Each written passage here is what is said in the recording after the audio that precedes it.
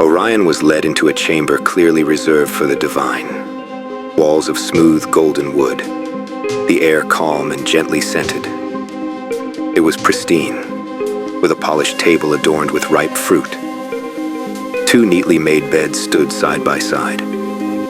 He assumed, naturally, the space was his alone. After the bird escort disappeared, he began to unwind. He pulled off his shirt, longing for warmth. The bath called to him. His tired body craved the heat, a release for muscle, mind, and soul. All he wanted was a long soak before sinking into one of the inviting beds. But as he glanced at the bathroom mirror, thoughts of Kai and the rest of his companions stirred in his heart.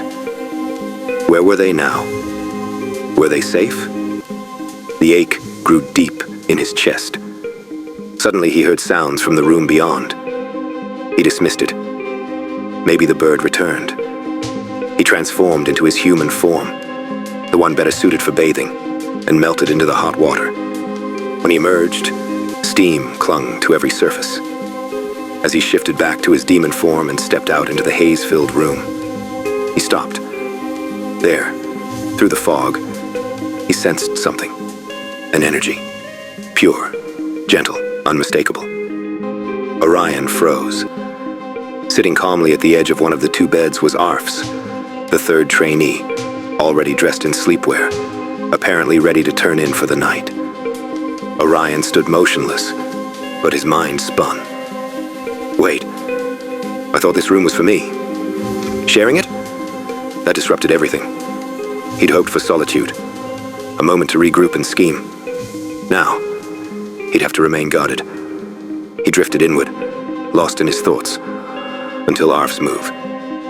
The boy stood, walked to the table, and picked up a red apple. The crunch snapped Orion back. Without thinking, he walked to the window. Maybe, just maybe, there was a way out. But all he saw was a swirl of clouded sky. The room was carved high into the ether. In the reflection, Orion caught Arfs returning to the bed, the very one Orion had planned to sleep in. The boy munched the apple, another one already in hand. Then Arf spoke, calmly. Go ahead and clap twice. Maybe the bird will come back and take you away. Orion blinked. Was he a mind reader? He didn't respond, just turned and walked slowly to the other bed, seating himself on its far edge.